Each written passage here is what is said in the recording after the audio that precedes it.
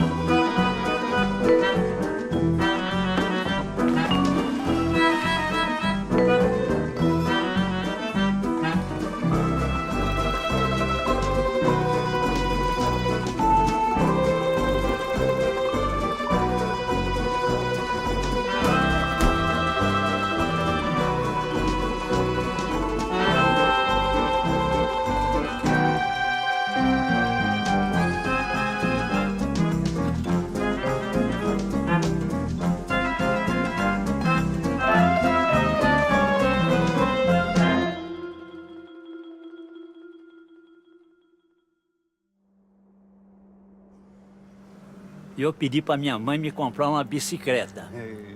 E ela mandou eu fazer o pedido. Então eu fui no Tico Baroneto, fiz o pedido de uma bicicleta para mim, italiana. Todo mundo tinha bicicleta. Era difícil, mas com 16 anos eu consegui ela. Morava longe, na sítio, fazenda, então a gente vinha para a cidade de bicicleta, passear de bicicleta. Tinha mais ou menos uns 14 anos, eu entrei num armazém, eles faziam entrega de bicicleta. Aí eu tive que aprender na marra. O dono do armazém deixava eu ir com a bicicleta para casa, e ali às vezes ia com o pessoal andar com ele, ali fazia prova de estrada, treinamento, ia junto. E peguei gosto.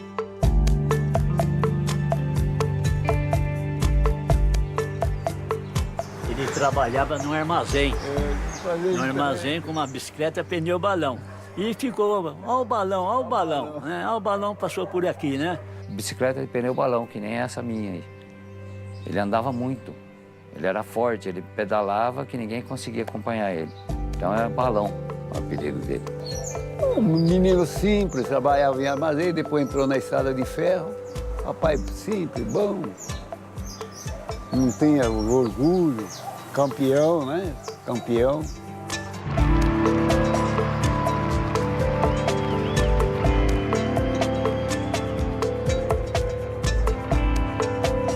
A corrida era no centro da cidade, né? Era na Rua 3, que é a Rua São Bento, lá é a principal rua de Araraquara, e a Rua 9 de Julho. E ali que corria, descia uma rua e subia outra. Uma saída do 22 de agosto. Olha o que era bicicleta e corredor. Féquio, Argentão, tudo amigo velho, rapaz. Grande prova aqui em Araraquara, 22 de agosto. Então, aí vinha muito ciclismo até de São Paulo, de Santa Catarina, às vezes vinha gente, bastante corredores. Ixi, enchia de gente. A Rua 3 ali enchia de gente. No aniversário das cidades, a gente recebia convite. Eles convidavam, porque a gente era conhecido aqui em Araraquara. A turma conhecia a gente, né?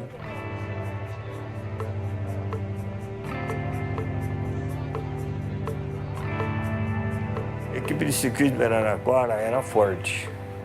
Era muito forte, porque tinha bastante corredor na época. Todo mundo naquele tempo queria vestir uma camisa da Ferroviária.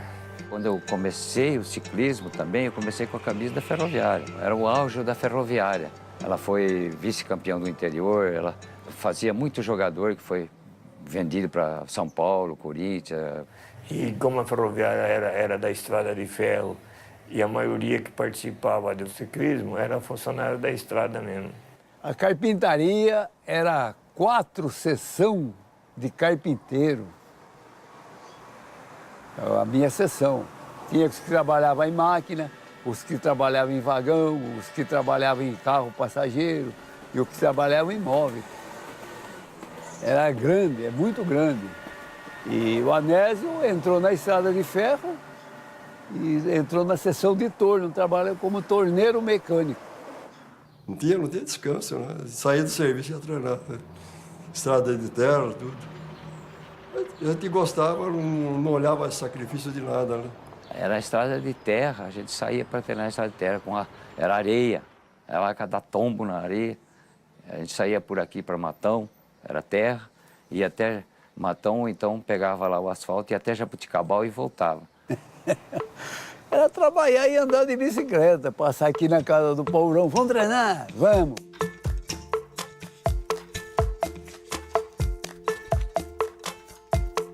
O Argentão era um moço, 90 quilos, alto, bem alto, viu? E corpulento, né? Para ter 90 quilos tinha que ser corpulento, né?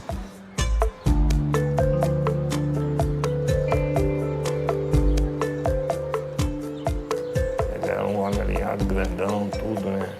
Ele era muito respeitado pelo tamanho dele, pelo corpo, tudo, né? E pela categoria também, né? Ele era muito forte e andava, tanto na prova do quilômetro como a resistência, a prova ou curta ou longa, mas ele ficava atrás ali, quando era para sprint final era dele, não tinha para mais ninguém. Tinha que ir direito, porque se bobeasse ele largava todo mundo. Ah, andava, o bicho andava. Chegou na chegada, junto, pelotão junto, ninguém ganhava dele. Esse aqui pode testemunhar. Então ele foi convocado para correr lá nos estrangeiros, né? Ele foi campeão lá, foi campeão.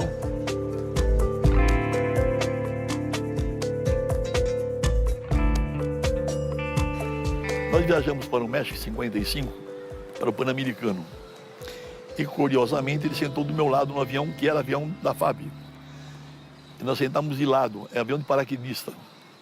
Na janela tinha um buraco com uma tampa. Você tirava a tampa, sentava no banco oposto, você cuspia, fazia chum, saía pela janela. E ficava brincando o tempo todo, quem que acertava no buraco. É uma brincadeira de bobo, mas era o que nós fazíamos na viagem toda. Ele falou que ele treinava todo dia porque ele era entregador de carne de um açougue. Achei curioso isso, falei, que bacana. É pena que não posso entregar a carne saltando, senão eu ia fazer. Ele remunerava com aquilo que ele gostava. Fizemos 5 dias de viagem, parando no norte do Brasil, em Belém do Pará. Depois paramos na Venezuela, paramos em Porto Rico, Trinidad e Tobago, até chegar no México. E 5 dias de viagem, ficamos amigos. Para ser um campeão não precisa ter só físico, não, precisa ter cuca, vontade. Ele tinha essa vontade, tinha realmente. No meio dos esportistas que eu convivi, eram poucos que tinham essa vontade. Acreditar em si próprio, ele tinha isso.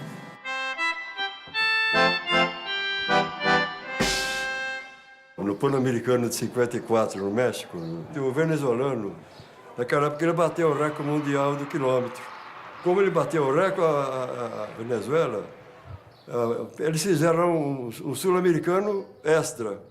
Foi o último a correr a prova do quilômetro, era 1h30 da madrugada. Depois demorou muito por causa daquela abertura, aquela coisa. Esse venezuelano italiano já tinha corrido e era o melhor tempo, e já o velódromo com 20.000 pessoas torcendo, gritando, era uma loucura aquilo. Aí correu o Argentão e bateu o recorde, bateu o tempo dele. Aí foi uma coisa impressionante, aquele velódromo ficou, parecia que aconteceu algum desastre, porque... E na hora de fazer a entrega do prêmio, entregaram um buquê de flor, porque a taça estava no nome dele. Então eu vim só com a medalha. Quando apareceu o Argentão, ninguém acreditava. A fortaleza que ele tinha era maravilhosa.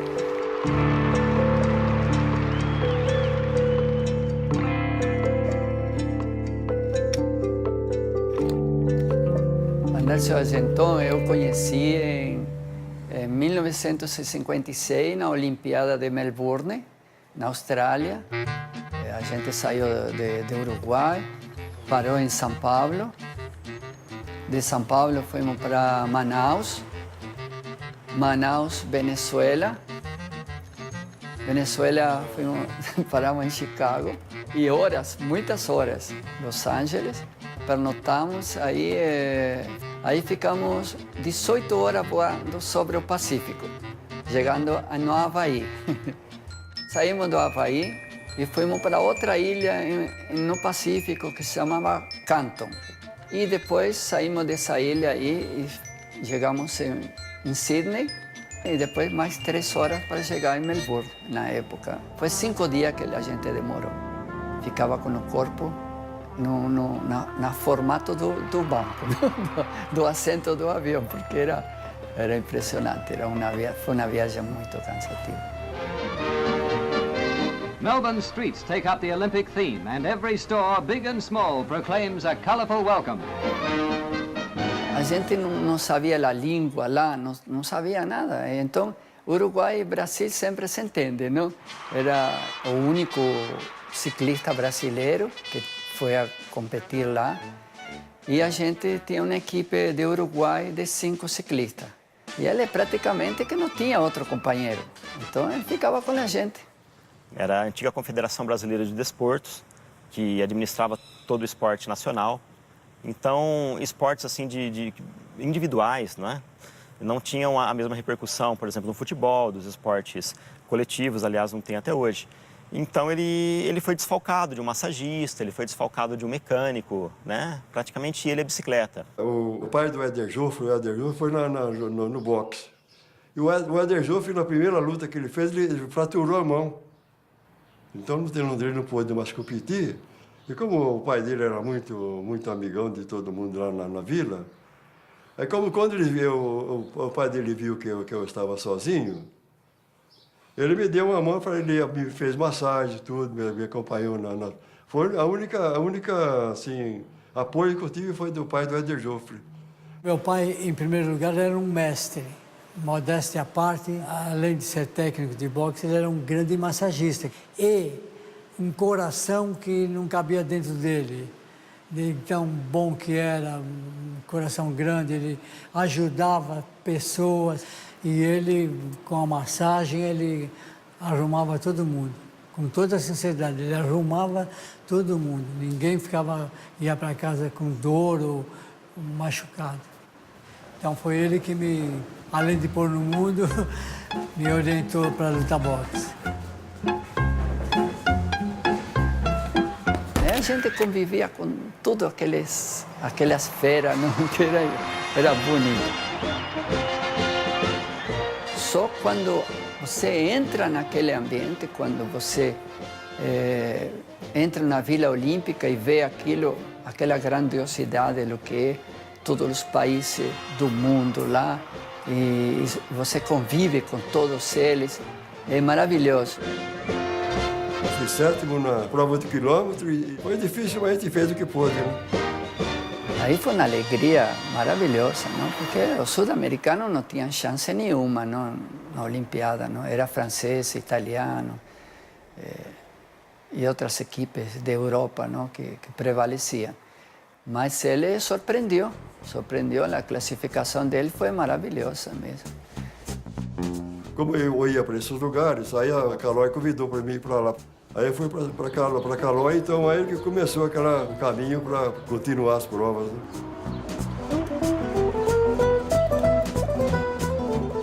Em 59, do Pan-Americano Chicago, nos Estados Unidos, eu fui o primeiro colocado na prova do quilômetro, que até hoje está sendo a única medalha de ouro dos Jogos Pan-Americanos do ciclismo. Né? E o recorde que eu bati lá na pista, não conseguiram bater ainda.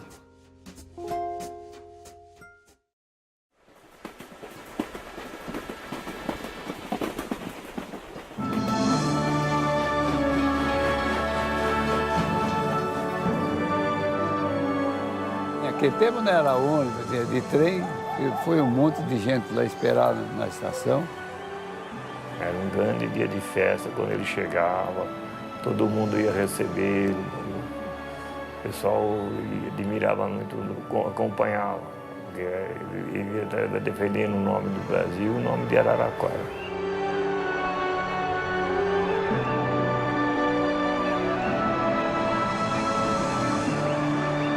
Em 1960 eu fui convocado pela Federação Paulista de Esgrima para fazer uma cobertura dos Jogos Olímpicos, em particular da esgrima. E um dia, passeando pelo vilarejo, vejo perto da sede dos brasileiros um indivíduo elegante, sorridente. Falei, você vai fazer o quê? Mestre, eu sou Adesso Argenton, eu sou o único ciclista que vou competir pelo Brasil. Que bacana, falei. Deixa eu ver a bicicleta. Aí vi a bicicleta, levantei a mão, não conseguia. Pô, Anécio, não dá para você competir com essa bicicleta. Está superada. A bicicleta de hoje é a base de carbono, não pesa mais que 2 quilos. Anécio, como vai fazer? O italiano viu eu correndo com a bicicleta, falei, mas essa bicicleta para ele está pequena. Ele é muito grande para essa bicicleta. Vai fazer o seguinte, eu vou levar você com a tua bicicleta num cara onde tem oficina mecânica de bicicleta. Vamos lá. Ah, disse que sim, né? Porque eu não tinha condição de comprar outra e aqui... Falei, por gentileza, coloca a bicicleta desse meu amigo brasiliano, que é filho de italiano, monta tudo de novo. Mas vale 100.000 lire. Não tem problema, eu pago. Eles tiraram a medida e mandaram para a fábrica em Milão. E no outro dia eles me deram a passagem. Eu fui em Milão pegar a bicicleta. E quando eu cheguei lá já estava pronto, já fui na fábrica pegar tudo. Quando eu olhei, eu falei, poxa vida, isso aqui é uma joia. Porque naquela época a gente conhecia a bicicleta daqui da Redondeza. Para mim estava bom, mas quando eu vi a outra, eu falei, não, agora estava tudo errado mesmo.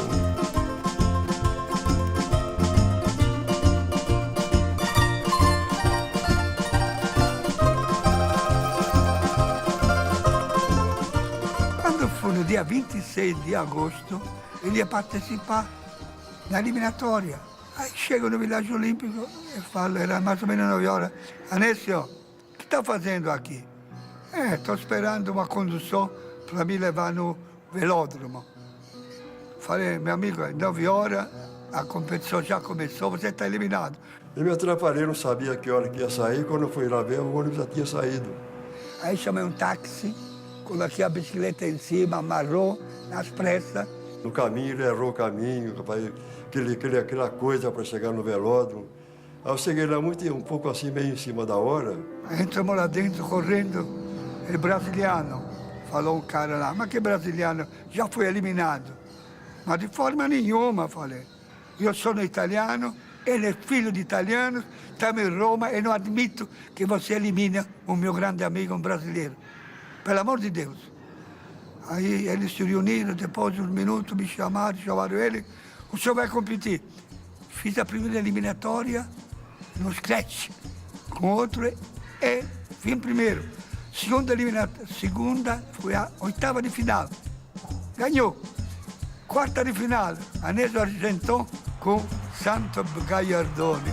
Santo Gaiardone era um italiano que era, na época, era o maior ciclista dentro da pista, não? Já veio das Olimpíadas de Melbourne, já com um nome muito grande. Aí em Roma, ele era um ídolo fabuloso da Itália e do mundo. E, através disso, o Santi passou para a semifinal, para a final e venceu a Olimpíada. Mas na disputa da 4ª de final foi muito pouca diferença. Ao que eu levantei, algo em torno de 1 a 2 centímetros, o Argenton perdeu. Foi muito pouco, na época, uma diferença muito pouca de fato. E poderíamos ter aí um campeoníssimo brasileiro, né? Um campeão olímpico no ciclismo, se ele tivesse avançado aí para a semifinal e para a final. Então ele perdeu para ninguém menos do que o campeão olímpico, medalha de ouro italiano, o Santo Gaiardone. Mas no final ele ficou em 5º lugar. Isso no dia 26 de agosto. Depois, no dia 29, ele competiu no contra-relógio, também contra o Gaiardone. Também ele foi eliminado pelo Gaiardone, mas ficou em 6º lugar. foi a coisa melhor que aconteceu para mim. Para conhecer o país do meu pai, da minha mãe, são italianos, né? Eram italianos.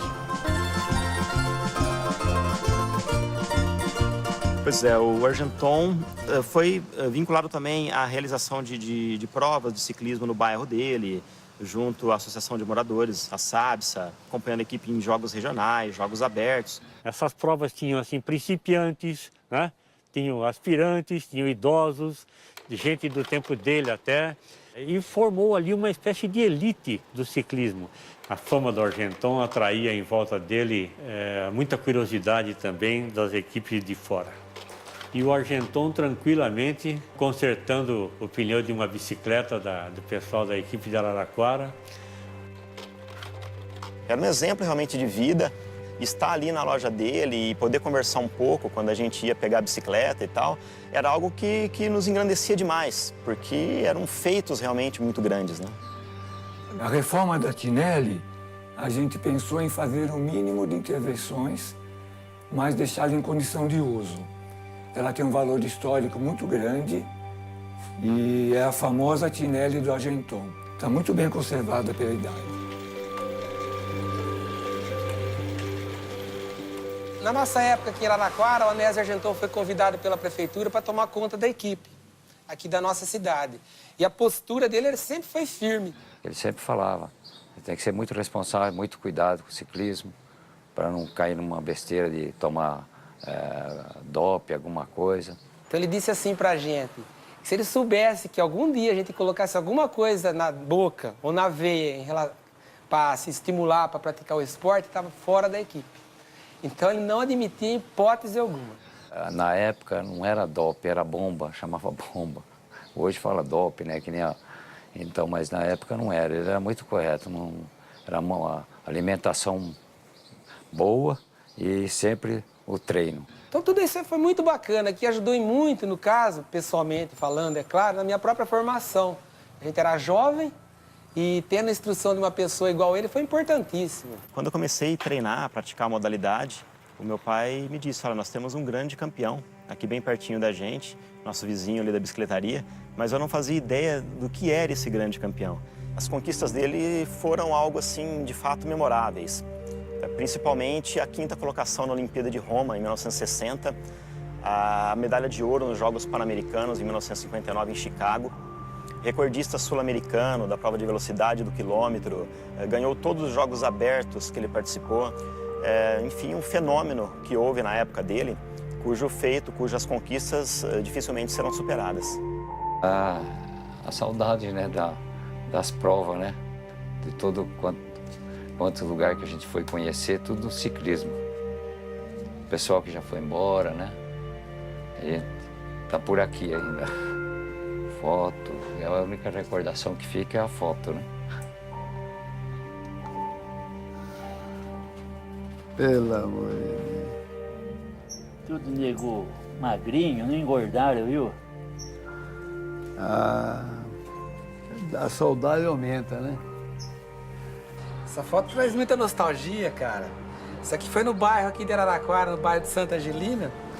E era uma competição que a própria Sociedade Amigos do Bairro organizava. E agora vendo isso aqui, vou te falar, cara, deu vontade de ser moleque de novo. Que bacana, então, Mastriaga, Gilberto Carlini, Onésio Argenton, eu. Pô, dá vontade até de, se pudesse voltar no passado, muito legal. Legal mesmo, surpresa bacana. Uma das lembranças que eu guardo com mais carinho do Onésio foi uma vez que nós estávamos em grupo numa estrada, treinando, e ele estava ali do nosso lado e ele falou pra gente assim, ó, uma formiguinha ali no chão. E quando todo mundo olhou pra formiguinha, ele saiu que nem uma bala. Nunca mais a gente viu esse homem. Até hoje a gente tá atrás dele.